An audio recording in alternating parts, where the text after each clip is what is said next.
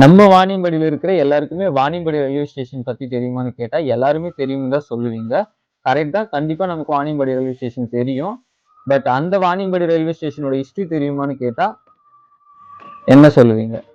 இப்ப நான் சொல்றேன் கேட்டுக்கோங்க. வாணியம்பாடியில ரயில்வே ஸ்டேஷன் கட்டுனதே பாத்தீங்கன்னா பிரிட்டிஷ் ஆட்சி காலத்துல தான். 1856ல ஸ்டார்ட் பண்ணி 1861ல ஓபன் பண்ணி மெட்ராஸ் ரயில்வே கம்பெனிஸ் நெட்வொர்க்கோட ஒன் ஆஃப் த பார்ட்டா கொலாபரேட் பண்ணியிருக்காங்க. என்ன பர்பஸ்க்காக இந்த ரயில்வே ஸ்டேஷன் ஓபன் பண்ணாங்கன்னு கேட்டீங்கன்னா, கண்டிப்பா உங்களுக்கே தெரியும். வாணியம்பாடினாலே லெதர்ஸ் கம்பெனிஸோட கோட்டைன்னு சொல்லலாம்.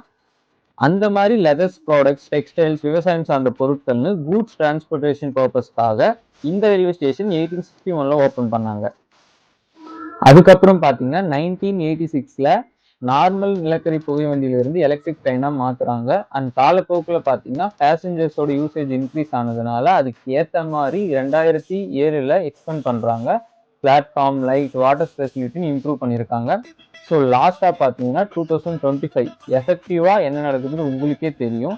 ரயில்வே ஸ்டேஷன் கம்ப்ளீட்டா ரெனோவேட் பண்ணி முடிச்சுட்டாங்க. ஒரு நாளைக்கு தோராயமா 20ல இருந்து 25 ட்ரெயின்ஸ் கிட்ட வந்து போகுதுன்னு சொல்லலாம்.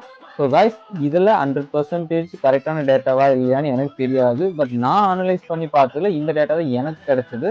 அண்ட் அகெயின் இந்த மாதிரி நம்ம ஊரில் உங்களுக்கு ஏதாவது பற்றி தெரிஞ்சுக்கணும்னு நினச்சிங்கன்னா என்கிட்ட சொல்லுங்க. நான் எனக்கு தெரிஞ்ச வரைக்கும் அனலைஸ் பண்ணி உங்களுக்கு சொல்கிறேன். கைஸ் கைஸ் கைஸ் கைஸ் ஒன்று சொல்ல மறந்துட்டேன்.